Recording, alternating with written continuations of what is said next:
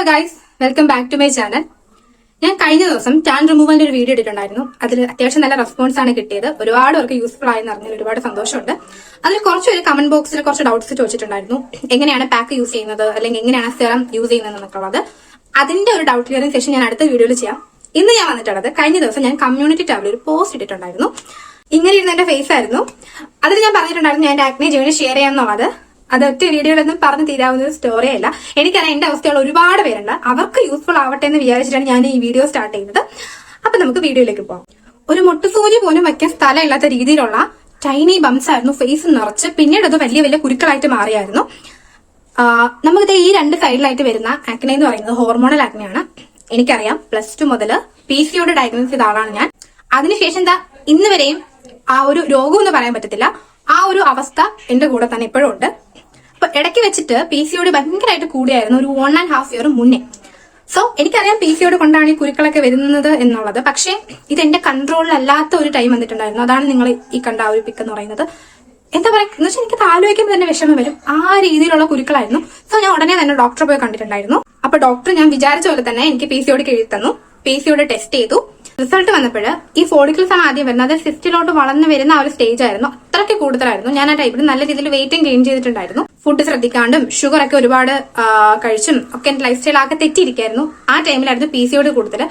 Irregular periods ആയിരുന്നു. 3 to 4 months കൂടുമ്പോഴായിരുന്നു periods തന്നെ ആയിക്കൊണ്ടിരുന്നത്. എനിക്കറിയാം എന്റെ ബോഡിയിൽ ഇങ്ങനെ ഒരു കണ്ടീഷൻ ഉണ്ടെന്നുള്ളത്. പക്ഷേ ഫേസിൽ ഇങ്ങനെ ഫേസിൽ റിഫ്ലക്ട് ആയി തുടങ്ങിയ ടൈമിലായിരുന്നു എനിക്കൊരു ബോധം വന്നത്. അപ്പൊ ഞാൻ ഡോക്ടറെ പോയി കണ്ടു. ഡോക്ടർ ഇതുപോലെ ടെസ്റ്റ് ചെയ്യാനൊക്കെ എഴുതുന്നു. PCOD ഒക്കെ ഇതായി.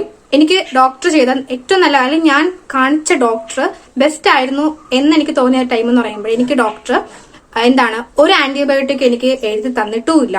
PCOD അല്ലെങ്കിൽ തന്നെ നമ്മളൊരു ഇംഗ്ലീഷ് മരുന്ന് കഴിച്ചെന്ന് പറഞ്ഞ് നമ്മുടെ PCOD ഒന്നും മാറത്തില്ല. അതിന് നമ്മൾ നമ്മുടെ വെയിറ്റ് കുറച്ച് ഹെൽത്തി ആയിട്ടുള്ള ലൈഫ് സ്റ്റൈൽ ഫോളോ ചെയ്താൽ മാത്രമേ PCOD മാറത്തുള്ളൂ. ഇത് PCOD ഉള്ള എല്ലാവർക്കും അറിയാവുന്ന കാര്യമാണ്. അപ്പൊ ആ ടൈമിൽ ഞാൻ എന്റെ വെയിറ്റ് ഒരു 10 kg കുറച്ചിട്ടുണ്ടായിരുന്നു. ഈ ഫോട്ടോസ് കാണുമ്പോൾ നിങ്ങൾക്ക് മനസ്സിലാവും എന്തോരം ചേഞ്ച് എന്റെ ബോഡിക്ക് ഉണ്ടായിട്ടുണ്ടെന്നുള്ളത്. വെറുതെ എന്റെ വെയിറ്റ് കുറച്ചതാണ്, ഹെൽത്തി ആയിട്ടും അല്ല. ഒരു 4 to 5 months കൊണ്ട് ഞാൻ 10 kg കുറച്ചിട്ടുണ്ടായിരുന്നു. വർക്കൗട്ട് ചെയ്തും ഹെൽത്തി ആയിട്ടുള്ള ഫുഡ് കഴിച്ചും ഡയറ്റ് എടുത്തൊക്കെയാണ് ഞാൻ എന്റെ വെയിറ്റ് കുറച്ചത്. വെയിറ്റ് കുറച്ചപ്പോൾ തന്നെ കുരു മാറാൻ തുടങ്ങി. അതുപോലെ തന്നെ PCOD കൊണ്ടുണ്ടാകുന്ന ഒരുപാട് കാര്യങ്ങൾ കാണുമല്ലോ. ഹെയർ തിന്നിങ്ങും പിന്നെ ഈ കഴുത്തിന്റെ അവിടെയുള്ള ഡാർക്ക്നെസ്സും അങ്ങനെ ഒരുപാട് ഇഷ്യൂസ് മെന്റലി ആയാലും അതൊക്കെ എനിക്ക് ഒന്ന് കൺട്രോളിൽ ആക്കാൻ പറ്റി. പക്ഷെ PCOD കുറയ്ക്കുന്നേരം നമുക്ക് വെയിറ്റ് ചെയ്യാൻ പറ്റത്തില്ലല്ലോ. അപ്പൊ ഞാൻ ഡോക്ടറെ കണ്ടപ്പം തന്നെ PCOD കാര്യമൊക്കെ പറഞ്ഞു അതിങ്ങനെ വെയിറ്റ് ഒക്കെ കുറയ്ക്കണം. അതോടൊപ്പം തന്നെ ഡോക്ടർ എനിക്ക് കുറച്ച് മെഡിസിനും കാര്യങ്ങളൊക്കെ തന്നിട്ടുണ്ടായിരുന്നു.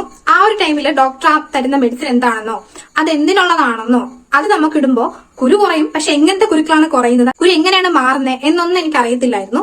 പക്ഷെ ഇന്ന് അതൊക്കെ എനിക്കറിയാം. കാരണം 1-2 തവണയൊന്നുമല്ല, എനിക്ക് 1.5 വർഷം മുന്നേ ആ ഒരു ആക്നെ അത്രയും വന്നു. അതിന് മുന്നേ തന്നെ +2 കഴിഞ്ഞ ടൈമിലും ഈ ഒരു PCOD തുടങ്ങിയ ആ ഒരു ടൈമിൽ എനിക്ക് ഭയങ്കര കുരുക്കളായിരുന്നു. ആ ടൈമിലും ഇതുപോലെ ഡോക്ടറെ കാണിച്ചു. ഡോക്ടർ എന്തൊക്കെയോ മെഡിസിൻസ് തന്നു, അതിട്ടു, അതങ്ങ് മാറി. അപ്പൊ അത് കഴിഞ്ഞപ്പോൾ വീണ്ടും PCOD വന്നപ്പോൾ വീണ്ടും കുരു വന്നു. അങ്ങനത്തെ ഒരു സംഭവമായിരുന്നു.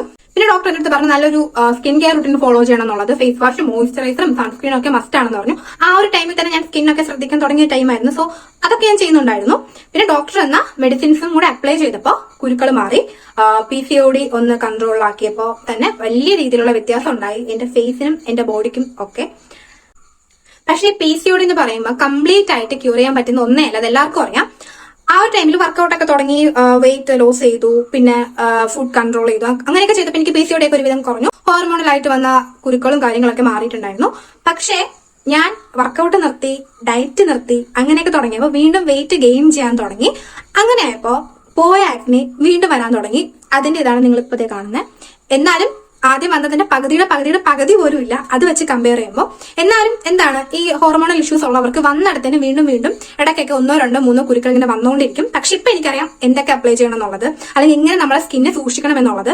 സോ ഇങ്ങനെ ഒരു അവസ്ഥ കൂടെ കടന്നു പോകുന്ന കുറച്ച് പേർക്കെങ്കിലും യൂസ്ഫുൾ ആയിക്കോട്ടെ എന്ന് വിചാരിച്ചിട്ടാണ് ഞാൻ ഇത് ഷെയർ ചെയ്യുന്നത്. ഞാനും ഇതുപോലെ ഒരുപാട് യൂട്യൂബ് വീഡിയോസ് തപ്പി കണ്ടുപിടിച്ച് നമുക്ക് വിശ്വസിക്കാൻ പറ്റുന്ന കുറച്ച് കാര്യങ്ങൾ നമുക്ക് അറിയാൻ പറ്റുമല്ലോ വീഡിയോസിൽ കൂടെ. എല്ലാവരും പറയുന്നത് നമുക്ക് വിശ്വസിക്കാൻ പറ്റത്തില്ല, ചിലർ പറയുന്നതിൽ നമുക്ക് വിശ്വസിക്കാൻ പറ്റും. സോ ഒരുപാട് അങ്ങനത്തെ വീഡിയോസ് കണ്ട് ഞാൻ തന്നെ സ്വന്തമായിട്ട് കണ്ടുപിടിച്ച് എന്റെ സ്കിന്നിൽ അപ്ലൈ ചെയ്ത് യൂസ്ഫുൾ ആയിട്ടുള്ള കാര്യങ്ങളാണ് നിങ്ങൾക്ക് ഞാൻ ഷെയർ ചെയ്യുന്നത്. അപ്പൊ എന്തൊക്കെയാണ് ഞാൻ ചെയ്തത് എന്നുള്ളതാണ് ഞാൻ ഷെയർ ചെയ്യാൻ പോകുന്നത്. അതിന്റെ ഫസ്റ്റ് പാർട്ടാണെന്ന്. അപ്പൊ ഇതുപോലെ ഹോർമോണൽ ഇഷ്യൂസ് ഉള്ളവർ അകത്ത് എന്തൊക്കെ ചെയ്യണം എന്നുള്ളതാണ് നമ്മൾ ഈ വർക്കൗട്ടും ഡയറ്റും കാര്യങ്ങളും ഒക്കെ തന്നെ. അത് ഞാൻ പറഞ്ഞുതരാം. എങ്ങനെയാണ് ഞാൻ എന്റെ വെയിറ്റ് ലോസ് ചെയ്തിട്ടുള്ളതെന്നും PCOD എങ്ങനെ കൺട്രോൾ ആക്കി എന്നുള്ള വീഡിയോ ഒക്കെ ഞാൻ ചെയ്യാം. അതിന് മുന്നേ ആയിട്ട് നമ്മൾ പുറമെ എന്തൊക്കെയാണ് അപ്ലൈ ചെയ്തിട്ടുള്ളതെന്ന് അറിയണമല്ലോ. സോ ആ ഒരു ടൈമിൽ ഞാൻ യൂസ് ചെയ്തിട്ടുള്ള അല്ലെങ്കിൽ ഞാൻ ഇപ്പോഴും ഭയങ്കരമായിട്ട് വിശ്വസിക്കുന്ന ഒരു പ്രോഡക്റ്റ് ഉണ്ട്. ഒരുപാട് പൈസ ഒന്നുമില്ല, 100 രൂപയ്ക്ക് താഴെ വരെ നമുക്കത് കിട്ടും. അതിന്റെ ചെറിയൊരു ബോട്ടില്. ഇത് നിങ്ങൾ എത്ര പേര് നിങ്ങൾക്ക് ഇത് അറിയാം, അല്ലെങ്കിൽ ഇതേപറ്റി ഒരുപാട് പേരൊന്നും വീഡിയോസ് ഞാൻ അങ്ങനെ കണ്ടിട്ടില്ല. അങ്ങനെ കോമൺ ആയിട്ടുള്ള പ്രോഡക്റ്റും അല്ല.